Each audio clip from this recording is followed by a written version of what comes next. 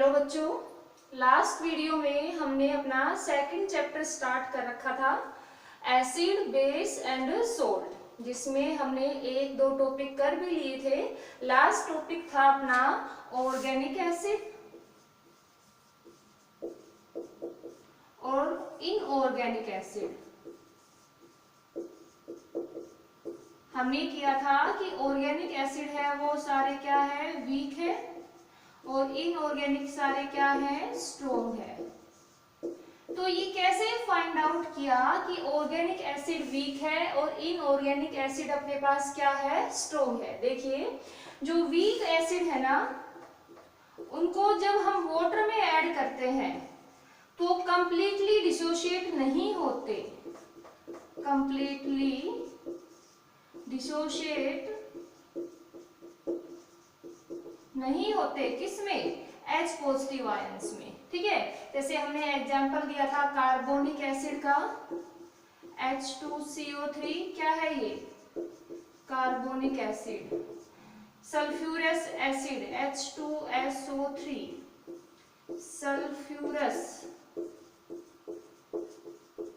Sulphurous और sulphuric अलग अलग टर्म होती है अपने पास। सल्फ्यूरिक होती है H2SO4, जो कि अपने पास क्या है, स्ट्रॉन्ग है। बट सल्फ्यूरस H2SO3 अपने पास कौन सा एसिड है, वीक एसिड है। व्हाई? जब हम इनको एक्वस सॉल्यूशन तैयार करते हैं, वाटर के अंदर इनको डिजोल्व करते हैं, तो ये कंप्लीटली रूप से जो H पॉजिटिव आयंस प्रेजेंट है इनके अंदर वो नहीं देता। ठीक है, इसलिए हमने इनको नाम दिया था वीक एसिड का। और स्ट्रॉन्ग एसिड जो अपने पास इनऑर्गेनिक थे, इनऑर्गेनिक क्या थे अपने पास, स्ट्रॉन्ग थे। ये क्या रहते हैं, कंप्लीटली रूप से टूट जाते हैं। एक्वस सॉल्यूशन जब तैयार करते हैं, इनका वाटर डालते हैं, तो ये H पॉजिटिव और SO4 2 नेगेटिव में टूटता है। मींस इसने कंप्लीटली रूप से जितने भी H पॉजिटिव आयंस थे वो रिलीज कर दिए, इसलिए हमने इसको नाम दिया किसका, स्ट्रॉन्ग एसिड का। But in the case of weak acid, weak acid के अंदर जो अपने पास एसिड है, जब उसका एक्वस सॉल्यूशन तैयार करते हैं तो वो कंप्लीटली रूप से H पॉजिटिव आयंस रिलीज नहीं करता। जब हमने चैप्टर की स्टार्टिंग की थी तो मैंने आपको कहा था कि जितने भी एसिड है, ठीक है, जिनके पास H पॉजिटिव आयंस है, वो एक्वस सॉल्यूशन के अंदर ही एसिडिक प्रॉपर्टी शो करेगा, अदरवाइज वो एसिडिक प्रॉपर्टी शो नहीं करता। बहुत बार क्वेश्चन आता है अपने पास कि ड्राई HCl है, जो अपने पास क्या है, ड्राई HCl गैस है, ड्राई HCl, वो लिटमस पेपर पर क्या इफेक्ट शो करता है। लिटमस पेपर, मैंने बताया था आपको कि लिटमस पेपर एक नेचुरल इंडिकेटर है। लिटमस पेपर क्या था, एक नेचुरल इंडिकेटर है। ठीक है, जो अपने पास एसिडिक में क्या शो करता है, किस कलर का, एसिड और बेस था ना। एसिड के अंदर क्या था, रेड था, और बेस के अंदर क्या था, ये ब्लू था। ठीक है, तो कह रहा है कि ड्राई HCl। अब आपके दिमाग में क्या क्लिक होता है कि HCl है मतलब ये हाइड्रोक्लोरिक एसिड है। नो, ये गलत है। यहाँ पे ये लिखा हुआ है साफ साफ इस पे ड्राई। मैंने क्या कहा था आपको कि कोई भी H पॉजिटिव आयंस कब रिलीज करेगा, जब उसके अंदर हम उसका एक्वस सॉल्यूशन बनाएंगे। अगर एक्वस सॉल्यूशन नहीं है तो वो एसिडिक बिहेवियर शो नहीं करेगा।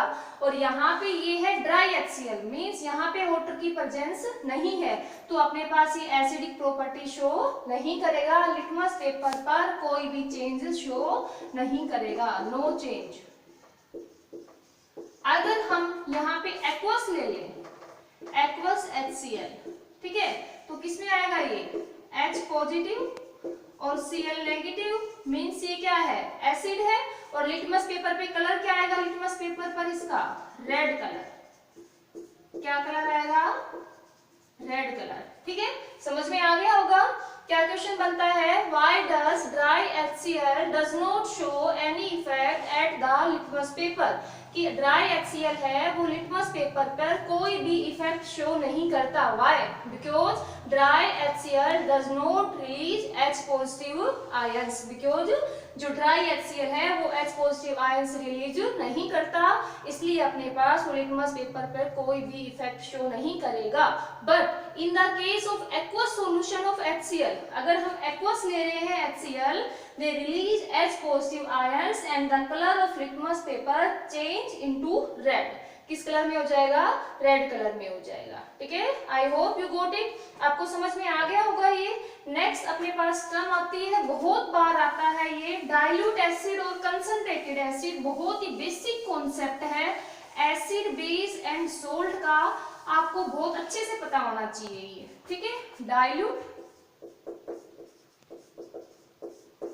Acid and concentrated acid. ठीक है, एंड कंसंट्रेटेड एसिड, कि अपने पास डाइल्यूट एसिड क्या होता है और कंसंट्रेटेड एसिड क्या होता है। अपने पास कोई भी एसिडिक सॉल्यूशन है, ठीक है, उस एसिडिक सॉल्यूशन में अगर वाटर की प्रेजेंस ज्यादा है, क्या है? वाटर है वो क्या है? लार्ज अमाउंट में है, एंड एसिड है वो क्या है? लेस अमाउंट में प्रेजेंट है। एक्वस सॉल्यूशन है एसिड का, उसके अंदर वाटर है वो लार्ज अमाउंट में प्रेजेंट है। लार्ज अमाउंट में क्या प्रेजेंट है? वाटर। लार्ज अमाउंट में वाटर प्रेजेंट है और लेस अमाउंट में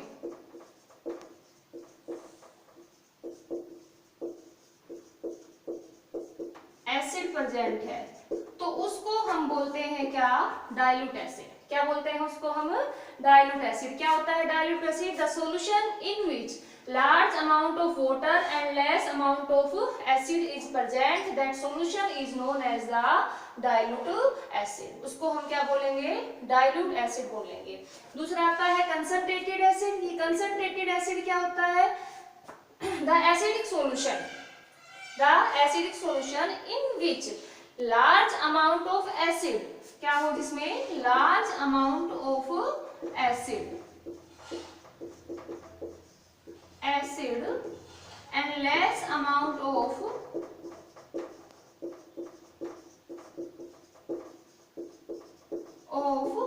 water is present, that solution is known as the concentrated acid। उसको हम क्या बोलेंगे? concentrated acid बोलेंगे। ठीक है, डाइल्यूट एसिड में वाटर क्या होता है? ज्यादा मात्रा में होता है और लेस अमाउंट में एसिड प्रेजेंट होता है। बट कंसंट्रेटेड एसिड में लार्ज अमाउंट में एसिड है और लेस अमाउंट में क्या है? वाटर है।